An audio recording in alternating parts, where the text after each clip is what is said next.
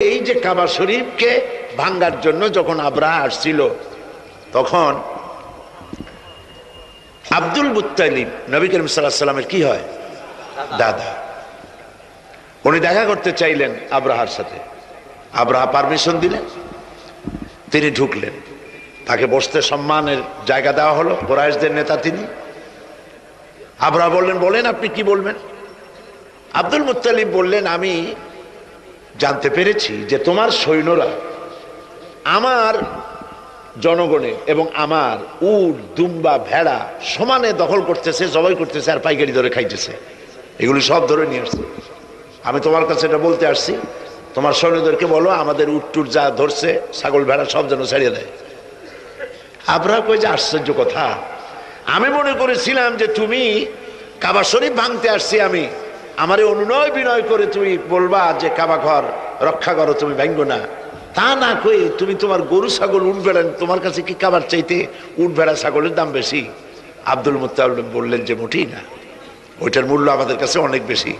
তবে আমি ওইটার মালিক না, আমি উট ছাগল ভেড়ার মালিক, সেইটা আমি ছাড়াই নিতে আসছি।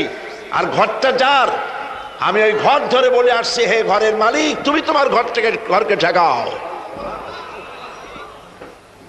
আল্লাহ পাক তখন ঘর ঠেকাই দিছিলেন, কারণ এই ঘর ঠেকাবার মতো কোনো লোক তখন ছিল না। বাইতুল মুকাদ্দাস যখন আক্রান্ত হয়, বাইতুল মুকাদ্দাস যখন ইহুদরা আক্রমণ করে, তখন এই পৃথিবীতে 70 কোটি মুসলমান ছিল।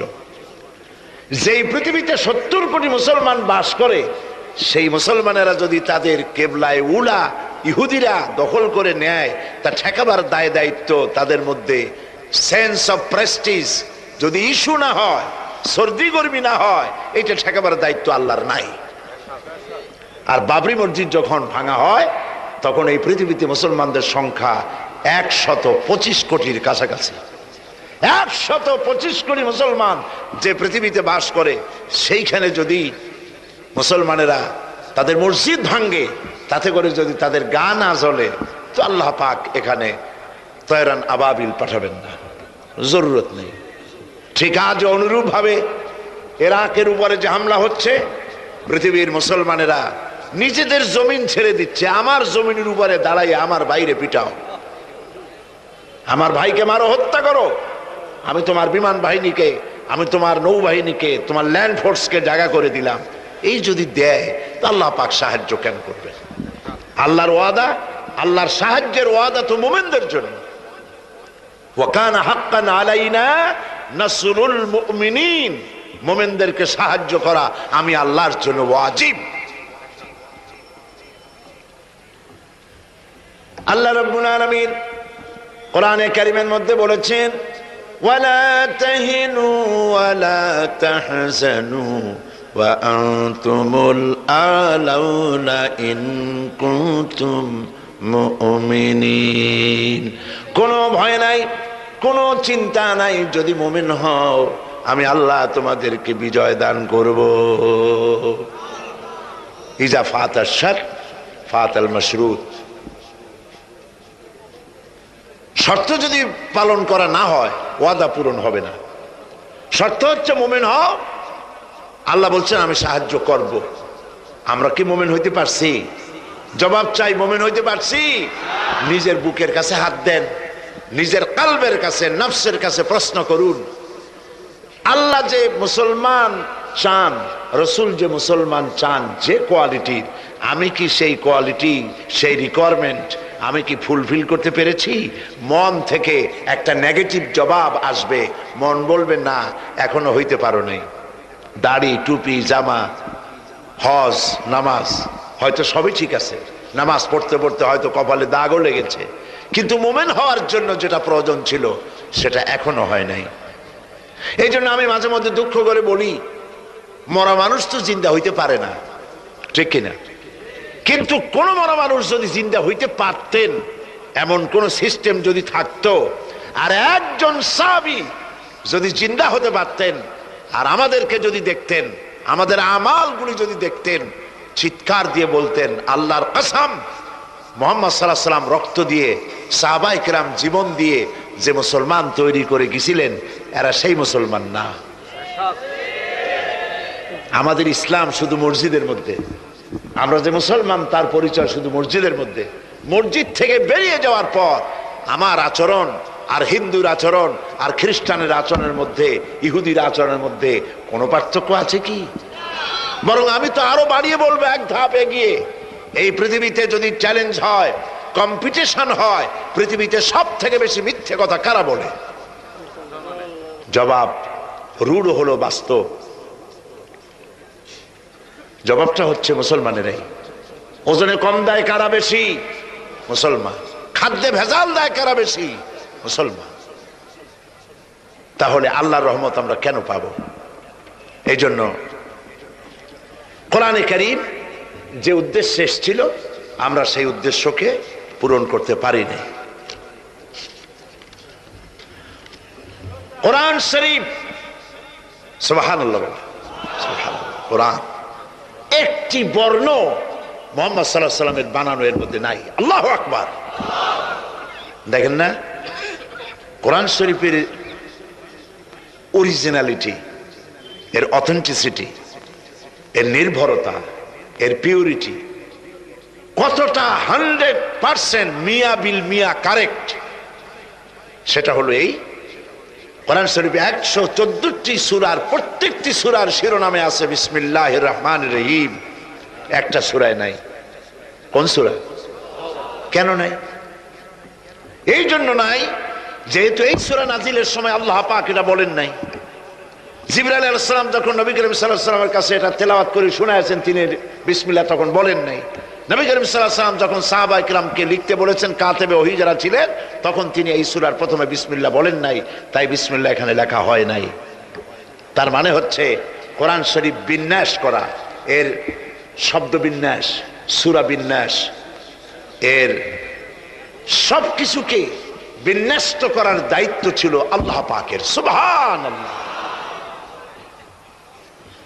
আল্লাহ রাব্বুল আলামিন কোরআনে কারীমের মধ্যে বলেছেন, ইন্না নাহনু নাযালনা যিকরা ওয়া ইন্না লাহু লাহাফিজুন। কোরআন নাজিল করেছি আমি আল্লাহ, আর এর সংরক্ষণের সবটুকুন দায়িত্ব আল্লাহ রাব্বুল আলামিন নিজেই গ্রহণ করেছেন, আমি গ্রহণ করেছি। নাজিল করছি আমি, হেফাজত করব আমি। কে? বলেন সবাই। আমি হেফাজত করব এটাকে। আল্লাহ পাক গ্যারান্টি দিচ্ছেন,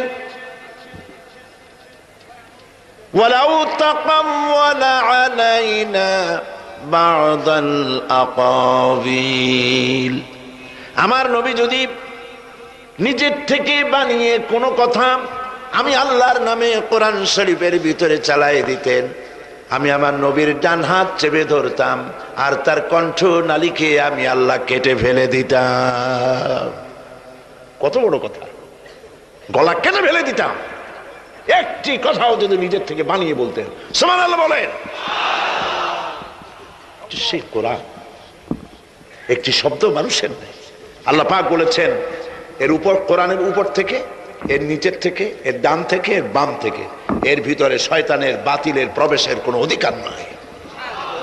যদি থাকতো এতদিনে কত বেড়াছেড়া করতো, সেরা বেড়া করতো, উল্টো পাল্টা করিয়া সর্বনাশ করে ফেলাইতো। ঠিক কিনা? পৃথিবীতে শত শত কোটি খ্রিস্টান পৃথিবীতে আছে। খ্রিস্টানদেরকে চ্যালেঞ্জ করুন তো, যে একটা বাইবেলের হাফেজ দাও আমাদেরকে। সারা পৃথিবীতে একটা হাফেজ চাই, বাইবেল মুখস্থ করছে, পাওয়া যাবে? যাবে না। হিন্দুদেরকে চ্যালেঞ্জ করে, কত কোটি হিন্দু আছে তোমাদের, বেদ তোমাদের ধর্মগ্রন্থ, বেদ মুখস্থ করছে, এরকমটা হাফেজ দাও, পারবে দিতে? পারবে না। মহান আল্লাহ রাব্বুল আলামিন কোরআনে কারীমকে হেফাজত করেছেন। সূরা কামারের মধ্যে রব্বুল আলামিন বলেছেন, ওয়ালাকাদ ইয়াসসারনাল কুরআনা লিযিকরি ফাহাল মিন মুদ্দাকির। আল্লাহ পাক বলেন, অবশ্যই কোরআনে কারীমকে আমি মানুষের কাছে মুখস্থ করার জন্য আর বোঝার জন্য সহজ করে দিয়েছি। মুখস্থ করাও সহজ আর বোঝাও সহজ। কিন্তু দুর্ভাগ্যজনক সত্য আরেকটি কথা আছে, সেটা হলো এই, মুসলমান দাড়িওয়ালা টুপিওয়ালা আল্লাহর মসজিদের ভেতরে বসে এক শ্রেণীর মুসলমানেরা বলে কোরআন বোঝা আমাদের কাম না, আমরা পাবলিক, আমরা কোরআনের বুঝবো কি, কোরআন বুঝবে আলেমেরা। অবশ্য এই রকমের লোক নারায়ণগঞ্জে নাই, বিভিন্ন জেলায় আছে। কোরআন আমরা বুঝবো না, বিশাল ব্যাপার, আল্লাহর কোরআন, এর আমরা বুঝবো কি? এই কথাটা শয়তানের একটি ওয়াসওয়াসা, এই কথাটি শয়তানের মারাত্মক ওয়াসওয়াসা। আল্লাহ খান কোরআন দিছেন খালি মৌলানা মৌলবীদের বুঝাবার জন্য, আর কেউ এটা বুঝবে না। আল্লাহ পাক বলছেন আমি মানুষের জন্য কোরআন বোঝা সহজ করেছি, চেষ্টা করো, বুঝতে চেষ্টা করো। কোরআন শরীফ দুইটা জিনিস, একদিকে বোঝা সহজ, মুখস্থ করাও সহজ। আমার কাছে হাফেজ আমি পেয়েছি 8 বছরের বাচ্চা কোরআন শরীফ মুখস্থ করছে। আজকে পত্রিকা দেখলাম একটা ছোট্ট মেয়ের ছবি, 7 বছরে কোরআন শরীফ মুখস্থ করেছে, কোন মৌলানা সাহেবের ছেলে, তার মাও হাফেজ বাবাও হাফেজ। 7 বছরের ছোট্ট বাচ্চা 30 পারা করেছে। আপনি কি মনে করেন, পাগলামি মনে করেন এত বড় কোরআন শরীফ মুখস্থ করা? 7 বছরের বাচ্চা কোরআন মুখস্থ করছে। আমার কাছে মনে হলো যেন আটলান্টিক মহাসাগর আল্লাহ ঝিনুকের মধ্যে ঢুকাই দিছে। এই যে শরফুদ্দিন খলিফা নাকি একটা ছোট্ট বাচ্চার একটা ক্যাসেট বেরিয়েছে না, তানজানিয়া, লোকেরা বলে, খুব আশ্চর্য হয়ে যায় যে কেউ কেউ তো বলে যে এগুলি কম্পিউটার দিয়ে বানাইছে। যারা আল্লাহর কুদরত বিশ্বাস করে না তারা এরকম বলে। লোকেরা আশ্চর্য হয়ে যায়, এতটুকু ছোট ছেলে কোরআন শরীফ মুখস্থ করলো কেমনে? বয়স তার 4 বছর। আসলে বয়স 4 বছর না, আমি আজ থেকে 4 বছর আগেই তার ক্যাসেট দেখেছি লন্ডনে। সেটা হইতেই পারে, আল্লাহ পাক যদি ইচ্ছা করেন করতেই পারে।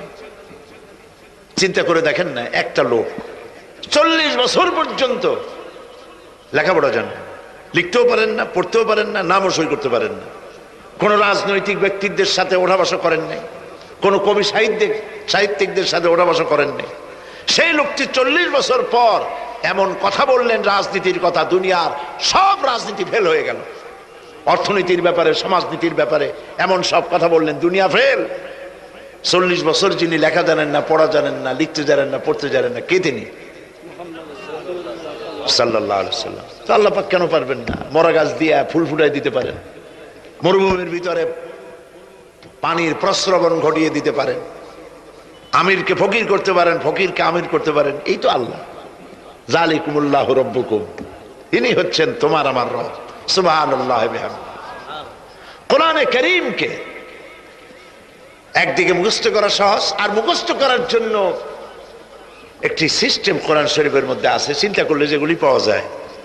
সেটা হলো এই যে কোরআন যদি কেউ তাড়াতাড়ি পড়ে মনে হবে যেন প্রবন্ধ পড়তেছি, আর যদি থেমে থেমে পড়ে তাহলে মনে হবে যেন কবিতা পড়তেছি। সুবহানাল্লাহ।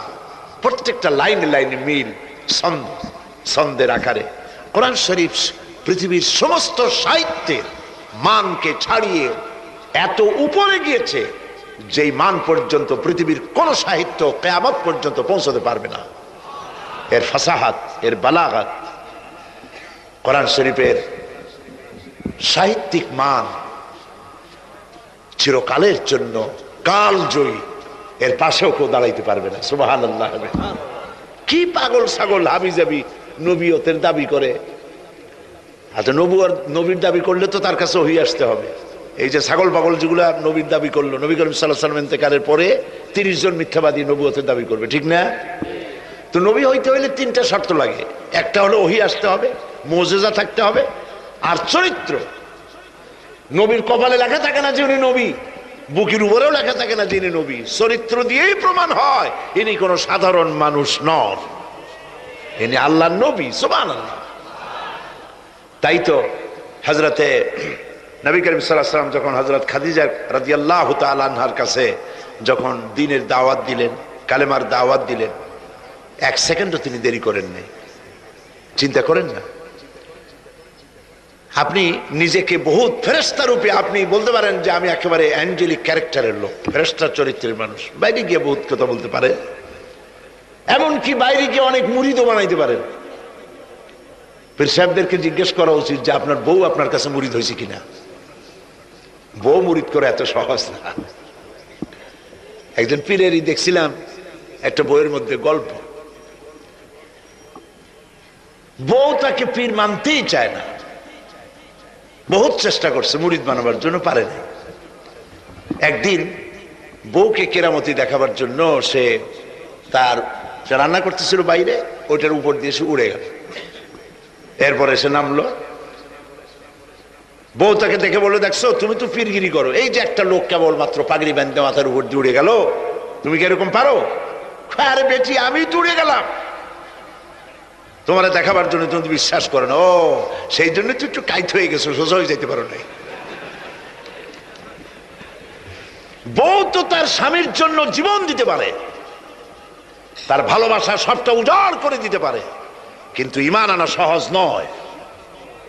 যেহেতু বউ, আপনি সবাইকে ফাঁকি দিতে পারবেন, আপনার স্ত্রীকে কখনো ফাঁকি দিতে পারবেন না।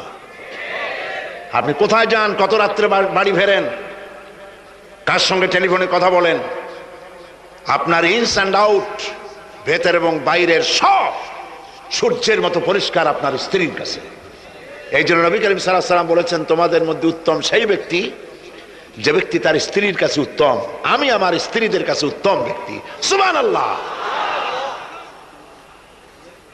হযরত নবী করিম সাল্লাল্লাহু আলাইহি ওয়াসাল্লাম তিনি যখন হযরতে খাদিজাকে যখন দ্বীনের দাওয়াত দিলেন, কালেমার দাওয়াত দিলেন, বললেন এক আল্লাহর ইবাদত করো, আমারে শেষ জামানার নবী হিসেবে মেনে নাও, আখেরি নবী হিসেবে আমাকে মেনে নাও। হযরতে খাদিজা এক মুহূর্ত দেরি করেন নাই, সঙ্গে সঙ্গে পড়েছেন লা ইলাহা ইল্লাল্লাহু মুহাম্মাদুর রাসূলুল্লাহ। জোরে পড়েন লা ইলাহা। নারায়ণগঞ্জের মতো জায়গা মাহফিল করবেন তো বড় খয়রাত করতে নামবেন, ছোট্ট বাটি নিয়ে নামবেন কেন? বিরাট ঝুলি নিয়ে নামেন। কেউ তো বেশি দিলে তখন নেবেন কি করে? এই জন্য আপনি যেমন ব্যবস্থা করবেন সেরকমই। আমরা তো আরামে বক্তৃতা শুনতেছি, আর ইরাকের মুসলমানদের ঘুম হারাম হয়ে গেছে, খাবার নাই। গতকাল ব্রাহ্মণবাড়িয়ায় বলেছি, ইরাকের গর্ভবতী নারীরা তারা ডাক্তার সরকারের কাছে দাবি জানাইছিল যুদ্ধের একদিন আগে, বলছিল আমাদেরকে অপারেশন করে বাচ্চাগুলো বের করে দাও, আমেরিকার কাফেরদের বিরুদ্ধে লড়াই করে শহীদ হয়ে মরতে চাই।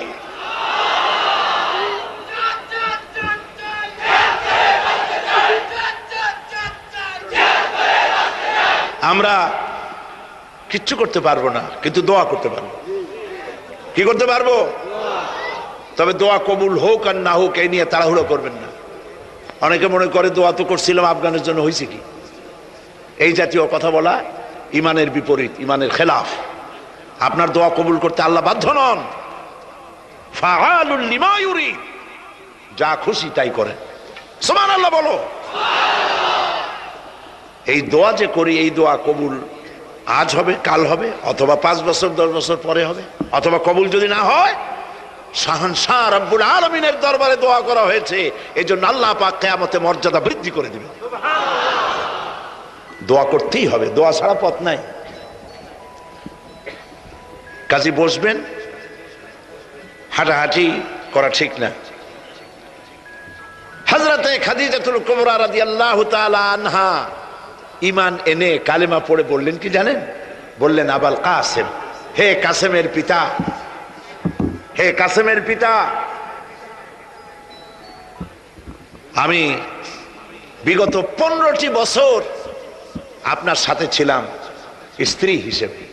আমি আপনার মধ্যে যে আচরণ দেখেছি, যে আখলাক দেখেছি, এটা কোনো সাধারণ মানুষের হতে পারে না। আপনি অবশ্যই আল্লাহর নবী, বিন্দু মাত্র সন্দেহ আমার নাই। সুবহানাল্লাহ।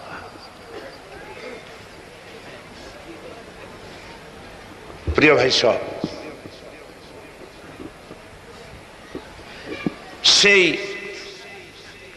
নবীদের জন্য তিনটি শর্তের কথা বলেছিলাম, একটা হলো ওহী, একটা মুজিজা, একটা উন্নত মানের চরিত্র।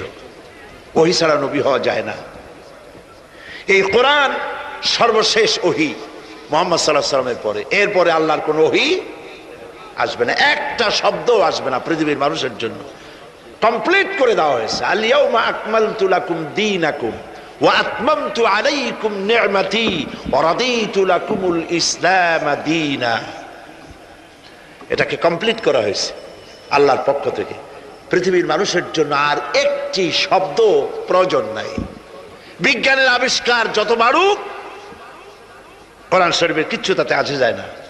যদি কোন আহাম্মক বলে যে বর্তমান হলো বিজ্ঞানের যুগ, কোরআন নাজিল হয়েছে কত বছর আগে? ১৫০০ বছর আগে কোরআন নাজিল হয়েছে। সেই যুগের কোরআন আর এখন মডার্ন যুগ, এখন কি এগুলি চলে? আরে বাবা, তোমার বিজ্ঞান ফেলের সামনে। বিজ্ঞানের থিওরি হচ্ছে, বিজ্ঞানের একটি থিওরি এই যে বিজ্ঞানের কোন থিওরি ফাইনাল নয়। আজকে এক বিজ্ঞানী এক কথা বলে, কালকে আরেকজন আরেক কথা বলে। একদিন তো ডারউইন বলেছে এই মানুষগুলো মানুষ না, সবগুলা বান্দর। ও নিজেও বান্দর। বান্দর কেন? মানুষের নাকি দেখা যায় বান্দরের মতো। আচ্ছা বলেন, বান্দর আমার মামু হয়, শিম্পাজি আমার নানা, ওরাং ওটাং দাদা, এ বলে এর মধ্যে কোনো গৌরব আছে? এর মধ্যে কোনো গৌরব আছে? কোনো গৌরব নাই। ডারউইনের গোষ্ঠী বান্দরের গোষ্ঠী হইতে পারে, কিন্তু আমরা বান্দরের গোষ্ঠী না। আমরা আসছি আদম থেকে, আদম আসছে মাটি থেকে। সুবহানাল্লাহ। ওই সময় সে বলছিল, আমি চিন্তা করছি যে কয় বোতল খাইয়া এরকম লিখতে পারে। ওই সময় সে বলছে মানুষ বান্দর জাতি। এরপরে যারা পৃথিবীতে বিজ্ঞানী, তার সমকালীনের পরপরই যারা এসছে, তারা রিসার্চ করে বলেছে এই ডারউইনের এই কথা হলো একটা বান্দরামি। এটা ঠিক না। কারণ মানুষ যদি বান্দরের জাত হয়, তাহলে বান্দর তো পৃথিবী থেকে বিলুপ্ত হয় নাই। এখনো পৃথিবীতে বহুত বান্দর আছে। এই বান্দরগুলা, আমরা তো একটা বান্দর এরকম দেখলাম না যে কোমর পর্যন্ত মানুষের মতো হয়ে গেছে।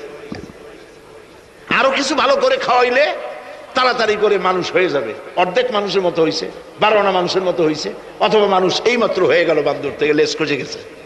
এরকম হয়েছে কোথাও? কোন জিনিসের সাথে কোন জিনিসের সিমিলারিটি থাকলে এইটা ওইটার বংশের, এটা কি করে বলা যায়? তো এরকম বলেছে কেন তারা? মন যা বলেছে তাই বলেছে। ইন হুয়া ইল্লা ওয়াহয়ু ইউহা। আল্লাহ পাক বলছেন, নবী যা বলেন, কোরআনের নামে যা বলেন, সব ওহী। তিনি নফস এবং প্রবৃত্তিকে অনুসরণ করে কোনো কথা বলেন না। আমি যা বলতে বলি তাই বলেন। সুবহানাল্লাহ। সুতরাং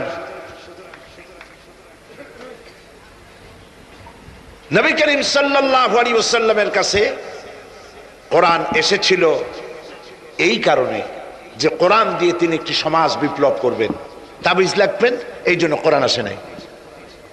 বোঝেন কিনা কথা? এই যে দেখুন, আমার হাতে কোরআন শরীফ একটা আছে, ছাপা হয়েছে সুলেমানিয়া বুক হাউস, বাংলা বাজার, ঢাকা। কে তাদেরকে অধিকার দিল কোরআন শরীফ ছেপে কোরআনের মধ্যে তাবিজের নকশা আঁকা? আল্লাহর কালামের সাথে এটা বেয়াদবি, বেহরমতি। এই জাতীয় কোরআন শরীফ বাজারে পাইলে আপনারা কিনবেন না। কোরআন শরীফ নাম্বার দিয়ে তাবিজ লেখার কোন অধিকার ইসলাম কাউকে দেয় নাই। কোরআন শরীফকে জাতির কাছে হালকা করেছে তাবিজের ব্যবসা দিয়ে। এটাকে একটা তাবিজের কিতাব বলে মনে করা হয়েছে। দেখুন, সূরা ফাতিহা, এই নকশা গলায় বাঁধিয়ে রাখিলে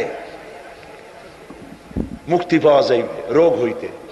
সূরা মারিয়াম, পেটে বাঁধিয়ে রাখলে বাচ্চা হবে তাড়াতাড়ি। সূরা ইউসুফ, এই নকশা গলার সাথে ঝুলায় রাখলে বিয়ে হবে তাড়াতাড়ি, কাঙ্ক্ষিত প্রেমিকাকে পাওয়া যাবে। এই জাতীয় আল্লাহর কালামের সাথে তামসা করেছে এরা। নাউজুবিল্লাহ বলে। তাবিজগুলা কি? কতগুলা দাগ দেওয়া, আর তার মধ্যে 573, 6072, 286, 1382। হারাম। আপনি 786, 10 লক্ষ বারো যদি লেখেন, একবার বিসমিল্লাহর সমান হবে না। ইমানকে সাফ করতে হবে। কোরআন শরীফ তাবিজ লেখার জন্য আসে নাই। নবী করিম সাল্লাল্লাহু আলাইহি ওয়াসাল্লাম তাবিজ লেখেন নাই, অনুমতি দেন নাই। সাহাবায়ে কেরামের একজন সাহাবীও তাবিজ লেখেন নাই। ঝাড় ফুকের ব্যাপারে ইসলাম অনুমতি দিয়েছে। নবী করিম সাল্লাল্লাহু আলাইহি ওয়াসাল্লাম নিজে ঝাড় ফুক করেছেন, সাহাবায়ে কেরাম করেছেন। তাবিজ লিখে লিখে ধান্দাবাজি কারে কয়? বলে যে টিউবওয়েলের পানি, কুয়ার পানি, ঠালার পানি, বেড়ের পানি, ড্রেনের পানি, পুকুরের পানি, নদীর পানি, 7 জায়গা দিয়ে পানি আনবা। জাফরানের কালি, তারপরে কালিজিরার ছাতু, এইগুলো মিশাইয়া এরপরে দাগ দাগ দিয়ে তাবিজ লিখলো। তারপরে লেখে এক এক পাশে ইয়া জিব্রাইলু, ইয়া মিকাইলু, ইয়া ইসরাফিলু, ইয়া জিব্রাইলু, হাবিজাবি কতগুলো লিখিয়া এই জাতীয় যা খুশি আল্লাহর ফেরেশতাদের নাম লিখে গলায় ঝুলাবার কোনো মানে নাই। এগুলি করে কোরআন শরীফকে বেহুরমতি করা হয়েছে। নাউজুবিল্লাহ বলেন। বিশ্বাস করুন, কোরআন তাবিজ লেখার জন্য আসে নাই। কোরআন এসেছে ভাগ্য পরিবর্তন করার জন্য। আল্লাহ রাব্বুল আলামিন বলেন, তাহা মা আনজালনা আলাইকাল কুরআনা লিতাশকা। নবী হে, কোরআন আপনার উপরে এই জন্য নাজিল করা হয় নাই যে আপনি আপনার ভাগ্য নষ্ট হয়ে যাবে, ভাগ্য বিপর্যস্ত হবেন, এই জন্য কোরআন আসে নাই। কোরআন এসেছে ভাগ্যকে সুপ্রসন্ন করার জন্য। সুবহানাল্লাহ। সেই কোরআনের সাথে সম্পর্ক করেছি তাবিজের, কোরআনের সাথে সম্পর্ক করেছি চুমা দেওয়ার, মাথায় রাখার, বুকে লাগাবার। হ্যাঁ ঠিক আছে, কোরআন শরীফ মাথায় লাগাবো না কি লাগাবো? চুমা কোরআনে দেবো না কোথায় দেব? বুকে কোরআন লাগাবো না তা কোথায় লাগাবো? এটা ঠিক আছে। কিন্তু আপনি বলেন, আপনি ডাক্তারের কাছে গেছেন, আপনি রুগী, ডাক্তার আপনাকে প্যাথোলজিক্যাল টেস্ট করে আপনার ডিজিজ কি তা ফাইন্ড আউট করে আপনাকে দিয়ে দিল, কি দিল? প্রেসক্রিপশন। আপনি প্রেসক্রিপশন গ্লাসের ভিতরে ভিজাইয়া 41 দিন সকালে আর বিকালে পান করলেন, অথবা প্রেসক্রিপশন ভাস করে মাদুলির মধ্যে ঢুকাইয়া গলায় ঝুলাই দিলেন, অথবা প্রেসক্রিপশন সকাল বিকাল চুমা খাইলেন। রোগ ভালো হবে? রোগ ভালো হবে? যদি কেউ প্রেসক্রিপশনের সাথে কোনো রুগী যদি এই ব্যবহার করে, তাহলে সেই রুগী সম্পর্কে আপনার চিন্তা, আপনার মত, আপনার রায়, আপনার ফতোয়া কি হবে বলেন? বলেন জোরে। এটা যদি আল্লাহ পাক যদি হন মহান চিকিৎসক, আর এটা যদি হয় সেই মহান চিকিৎসকের পক্ষ থেকে বিশ্ববাসীর সমগ্র রোগের জন্য মহা চিকিৎসাপত্র প্রেসক্রিপশন, তাহলে এই প্রেসক্রিপশনের সাথে যারা ওই জাতীয় ব্যবহার করে তাদেরকে কি বলবেন? এবারের ফতোয়া নিজের গায়ে পড়বে। বাচ্চা বড় হইতে পারে না, মায়ের পেট থেকে বাচ্চা আসছে, সমানে এতগুলো তাবিজ ঝুলাই দিয়েছে গলায়। বাচ্চা যদি কথা বলতে পারতো তাহলে বলতো যে আল্লাহ কি অপরাধ করছে, এর চেয়ে তো মায়ের পেটে ভালো ছিলাম, এগুলো তো জাগাইতেও পারি না। কতগুলো তাবিজ, এরপরে কালো সুতা, হলুদ সুতা, লাল সুতা কোথায় পাইছো? আজমির শরীফ থেকে আনছি। হারাম। পীর সাহেবদের কাছে যাওয়া হয় আর তারা ফু দিয়া সুতায় গিরে গিরে দিয়ে দেয়। হারাম। কেন সুতায় গিরে দিবেন? মুসলমান ছাগলের বাচ্চা নয় যে দড়ি দিয়ে সুতা দিয়ে আপনি বাঁধবেন। আপনাদের শরীরে যদি তাবিজ থাকে, বাড়ি যদি কারো থাকে, সব খুলে নদীতে ফেলে দেন। আলাইসাল্লাহু বিকাফিন আবদা। আল্লাহ পাক বলছেন, আমি কি আমার বান্দার জন্য যথেষ্ট নই? আলাইসাল্লাহু বিকাফিন আবদা। আমি আল্লাহ আমার বান্দার জন্য যথেষ্ট নই? চিল্লায় বলেন অবশ্যই যথেষ্ট। ওয়াইজা সালতা ফাসআলিল্লাহ ওয়াইজা ইসতাআনতা ফাসতাইন বিল্লাহ। যা বলার এক মহান সত্তার কাছে বলো, যা চাওয়ার এক মহান সত্তার কাছে চাও। তিনি কে? তিনি হচ্ছেন আল্লাহ পাক। সুবহানাল্লাহ বলেন, সুবহানাল্লাহ। প্রিয় ভাই সব, যারা মাজারে যায়, ওই যে মাজার আছে সিলেট শাহজালালের রহমতুল্লাহ আলাইহির মাজার, আজমিরে আছে খাজা মঈনুদ্দিন চিশতি রহমতুল্লাহ আলাইহির মাজার, বাগদাদে আছে হযরত বড় পীর মহিউদ্দিন আব্দুল কাদের জিলানী রহমতুল্লাহ আলাইহির মাজার, বাংলাদেশ থেকে লোকেরা যাদের পয়সা করিয়ে আসে সব জায়গায় যায়। কেন যায়? 15 বছর বিয়ে করছে, বাচ্চা হয় না, মামলা করেছে হাইকোর্ট সুপ্রিম কোর্ট সব জায়গায় বেকায়দা, ব্যবসা করে খালি লাল বাতি জ্বলে, ওষুধপত্র খায় রোগ ভালো হয় না, চলে গেল মাজারে। একটু সময়ের জন্য কমন সেন্সের কমন বাদ দিয়া শুধু সেন্স দিয়া চিন্তা করে, যার কাছে আপনি আপনার অভিযোগ বলতে গেছেন, এই 3 জন অলির কথাই ধরি, বাকিদের পরে ধরি। ওনাদের মাতৃভাষা কি? শাহজালাল রহমতুল্লাহ আলাইহির মাতৃভাষা কি? আরবি। বলেন কি? আরবি। ইয়েমেন থেকে তিনি এসেছিলেন, আরবি। খাজা মুন্সি রহমতুল্লাহ আলাইহির মাতৃভাষা আরবি। হযরতে বড় পীর আব্দুল কাদের জিলানী রহমতুল্লাহ আলাইহির মাতৃভাষা আরবি। আপনি গিয়ে বাংলায় বললেন, খাজা বাবা আমার তো 15 বছর বিয়ে করছি, বাচ্চা মোটে হয়নি, এখন করবো কি? আপনার কথা খুব বুঝছেন তিনি, তাই না? খুব বুঝেছেন। গেল 1 নম্বর মিসফায়ার।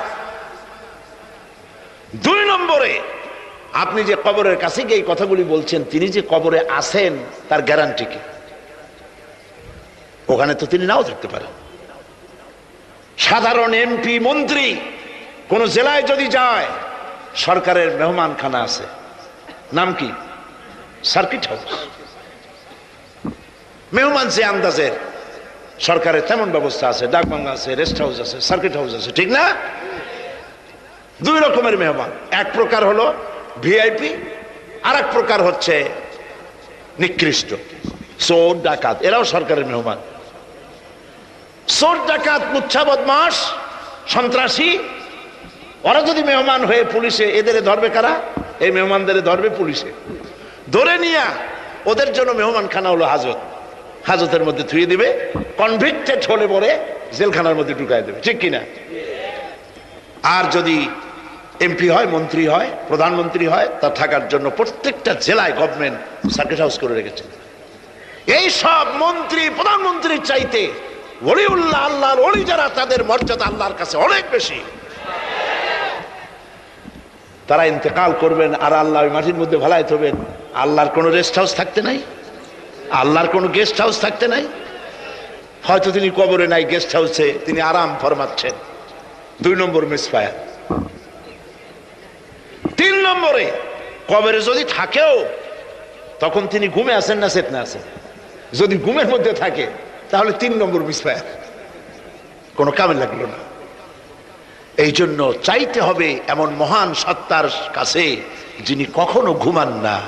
লা তাখুযুহু সিনাতুন ওয়ালা নাওম, যার ঘুমও নাই, তন্দ্রাও নাই। কে তিনি? চিল্লায় বলুন। কলিজাটারে পরিষ্কার করেন, সাফ করে নেন। এভাবে সাফ করবেন, কোন মাফির, কোন জিন্দাপীর আমার ভাগ্য ভালো বানাতে পারবে না, পারবে না, পারবে না। কোন মরাপীর, কোন জিন্দা ফু দিয়া আমার ভাগ্যকে বিনষ্ট করে দিতে পারবে না। খায়রিহি ওয়া শাররিহি মিনাল্লাহি তাআলা, আমার ভালো আমার মন্দ কেবলমাত্র এক মহান সত্তার মুষ্টির ভিতরে নিবদ্ধ, তিনি আল্লাহ রব্বুল ইজ্জত ওয়াল জালাল। গোটা আকাশ, গোটা জমিন যার মুঠার ভেতরে। মুসা আলাইহিস সালাম বলেছিলেন, আল্লাহ তুমি নাকি ঘুমাও না? আল্লাহ কেউ বিশ্বাস করো না, তো সাংঘাতিক কথা। এইভাবে ইব্রাহিম আলাইহিস সালাম আল্লাহরে বলছিলেন,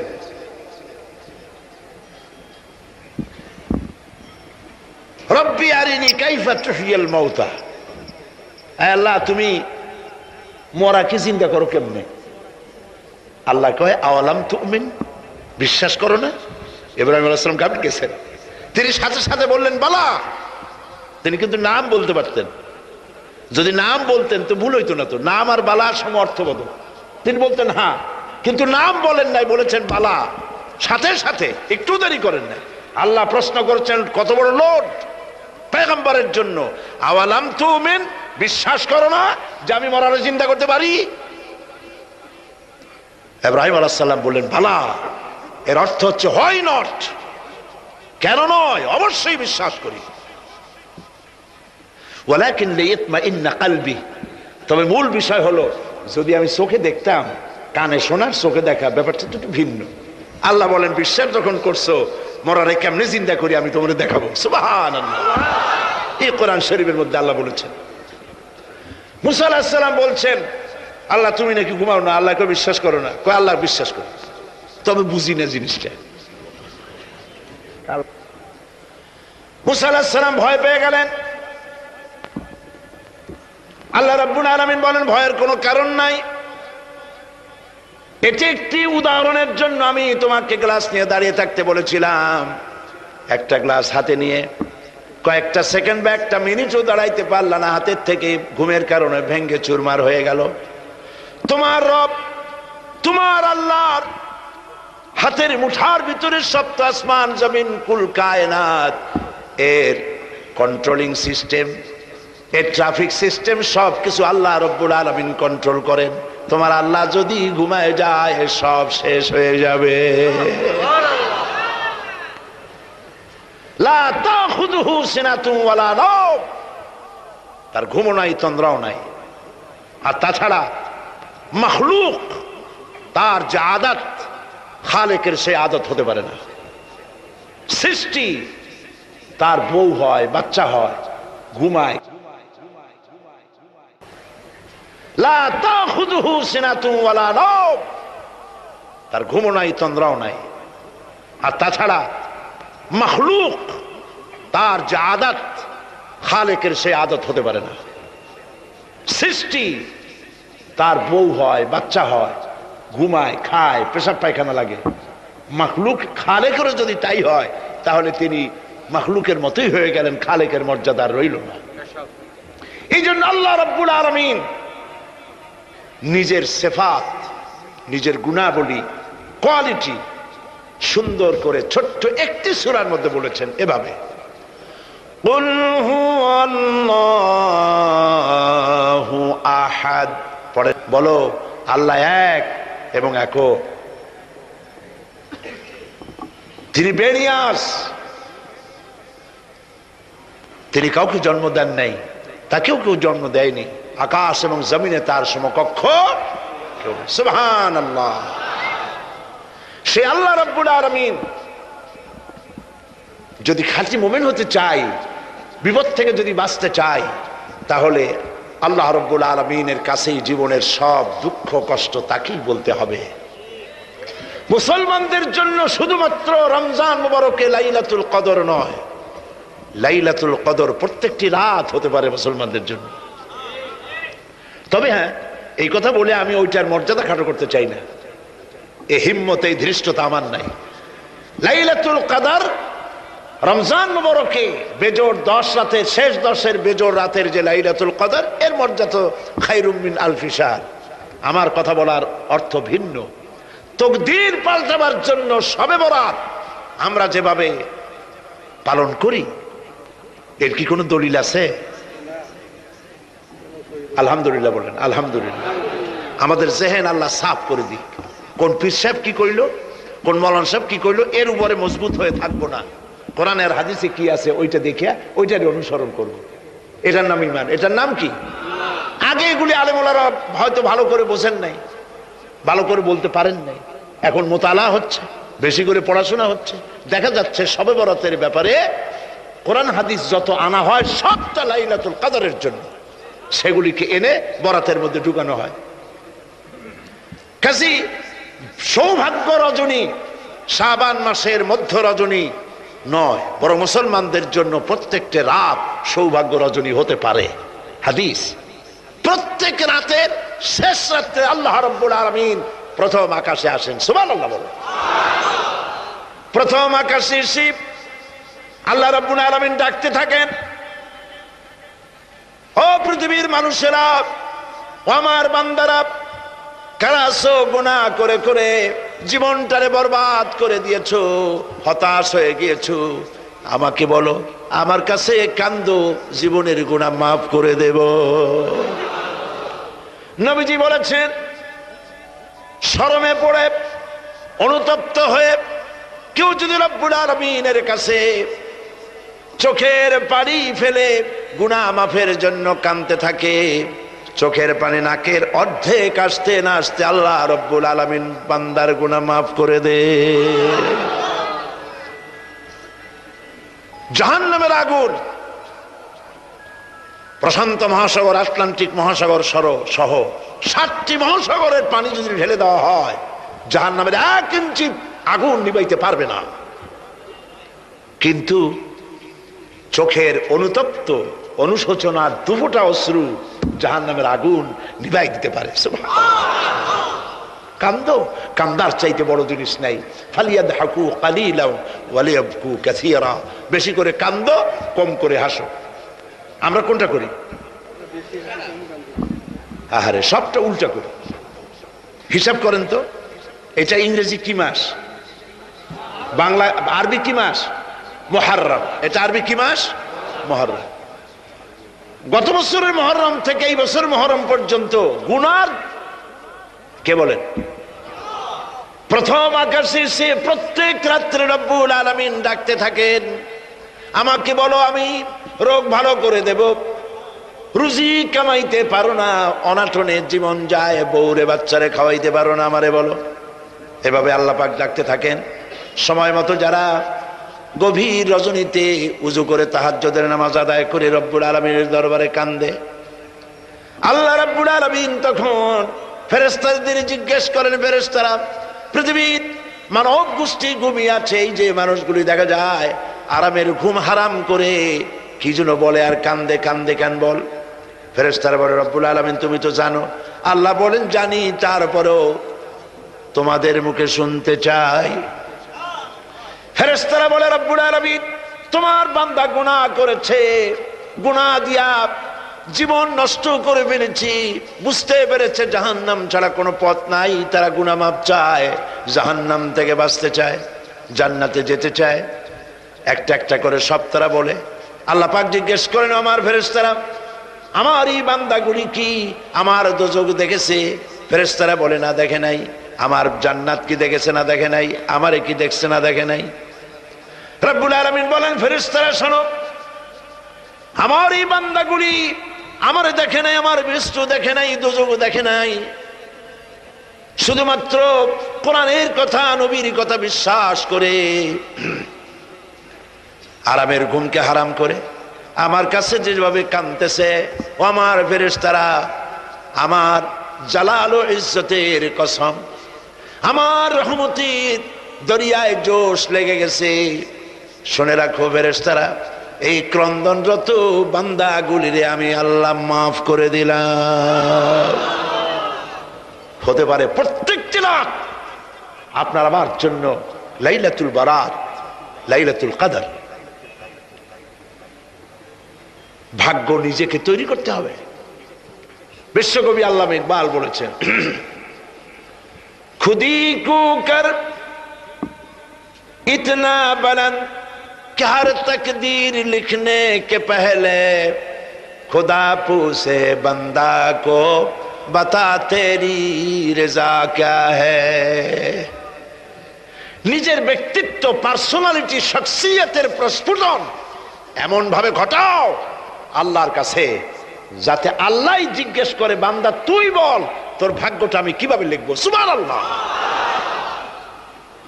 আল্লামা ইকবালের শেরগুলো যখন, আমি আল্লামা ইকবালের খুবই ভক্ত, আমার কাছে মনে হয় তার প্রত্যেকটি শের, প্রত্যেকটি কবিতার লাইন কোরআন শরীফের তাফসীরের বিমূর্ত প্রতীক হয়ে বেরিয়েছে। দাড়ি কামানো মানুষ, কতগুলো মোষ, কেমনি পারলেন? আমি মাঝে মধ্যে খুব বিস্ময় বোধ করছি, কিভাবে এই ধরনের একজন লোক প্রত্যেকটি কথা কোরআনের তাফসীর হয়ে বেরোলো কেমনে? কোরআন রে আপনি বুঝলেন কেমনে? আমি অক্সফোর্ড ইউনিভার্সিটিতে প্রোগ্রাম করেছি। অক্সফোর্ড ইউনিভার্সিটিতে আল্লামা ইকবাল যেখানে পড়াশোনা করতেন, যে রুমে থাকতেন, রিসার্চ করতেন, শিক্ষকরা আমাকে সেটা দেখিয়েছে। পৃথিবীর বড় বড় নাম করা ব্যক্তিরা সেখান থেকে অক্সফোর্ডে পড়াশোনা করেছে, লেখাপড়া করলেন অক্সফোর্ডে, পাশ্চাত্যে। অথচ পাশ্চাত্য তারা গিলতে পারল না। তিনি খোদাদ্রোহী হলেন না, তিনি ইসলামের দুশমন হলেন না, তার কথাগুলি কোরআনের ব্যাখ্যা হয়ে বেরোলো ব্যাপারটাকে পড়তে পড়তে একবার আমার চোখের সামনে রহস্য উদ্ঘাটিত হলো তার এক কবিতার মধ্য দিয়ে।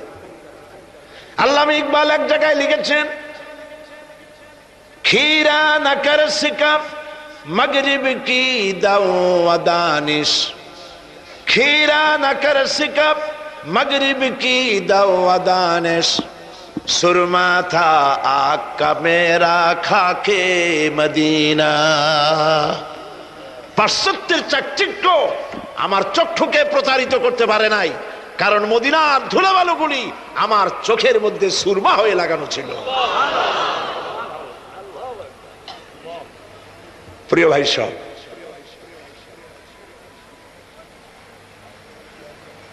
ব্যক্তিত্ব এমন তৈরি করতে হবে আল্লাহর দরবারে, আল্লাহ ছাড়া কিছু নেই। এই কলিজার ভিতরে আল্লাহ এবং রসুলের মহব্বত ছাড়া সব মহব্বতকে উৎখাত করে দিন।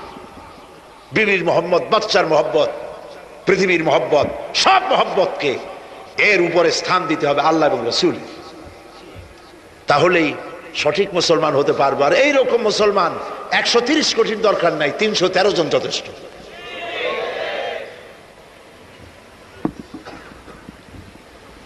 বন্ধুগণ, মহান আল্লাহ রাব্বুল আলামিন তিনি চান শিরক মুক্ত জীবন মুসলমানদের। ইন্না শিরকা লাযুলমুন আযীম, শিরক হচ্ছে মস্ত বড় জুলম, অপরাধ। শিরক করবা না।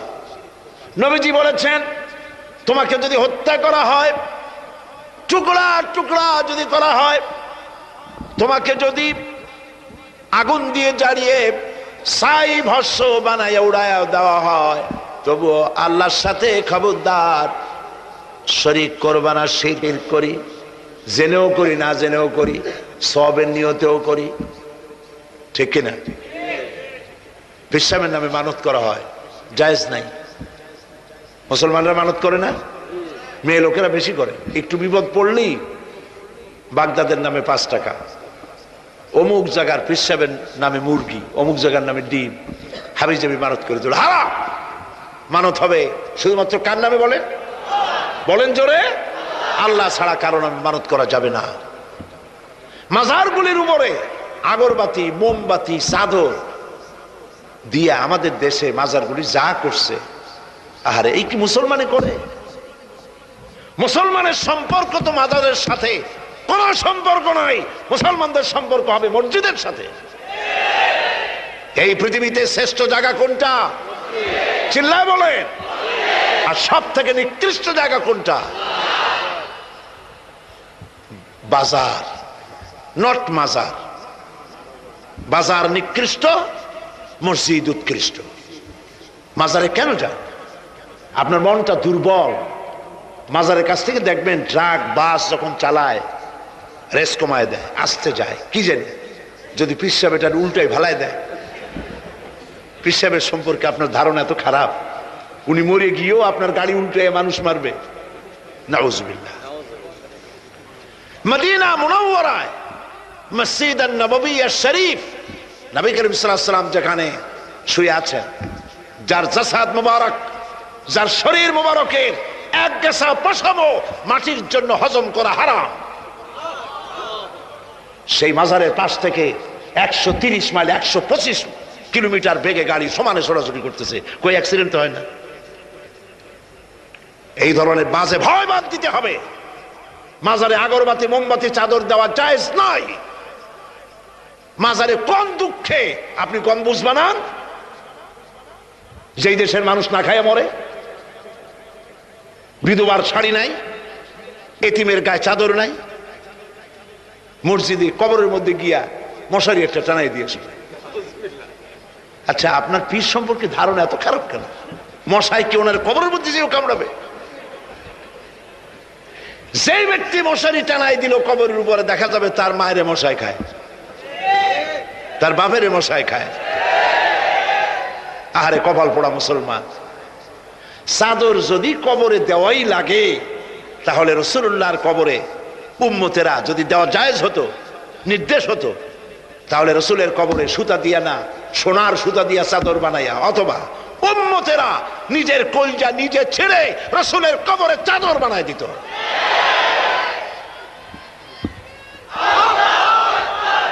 কাজে এগুলি বন্ধ করতে হবে। হাইকোর্টের মাজার, শাহ আলী বাগদাদের মাজার, বিভিন্ন জায়গায় যত মাজার আছে এই সব মাজারে যাওয়া বন্ধ করে দিতে হবে। এগুলি গভর্নমেন্টের দায়িত্ব হেফাজত করার, আপনার যাওয়ার কোনো দায়িত্ব নাই। এখানে যাওয়ার অর্থই হলো আপনি শিরক করছেন। আপনার মনের ভিতরে দুর্বলতা আছে, ওখানে গেলেই আপনার মনের আশা পুরা হবে। আপনি যাবেন মসজিদে, কোনো বিপদে পড়েছেন, উজু করেন, মসজিদে যান, 2 রাকাত নামাজ পড়েন, কাজায়ে হাজাতের আল্লাহর কাছে হাত তুলে কান্দেন, দোয়া মঞ্জুর হয়ে যাবে। আলেম হয় তিনি যদি ব্যবসা না করেন, মানুষকে ধান্দায় না ফেলেন, মানুষকে হেদায়েতের কথা বলেন, আর হেদায়েতের কথা বলতে গিয়ে জেল খাটেন, জরিমানা দেন, কষ্ট হয়, বুঝতে হবে পীর হক। আর যদি কোন পীর হইয়া আর একটা ইসলামী দলকে যদি বলে যে এরা কোন ইসলামের দলই না,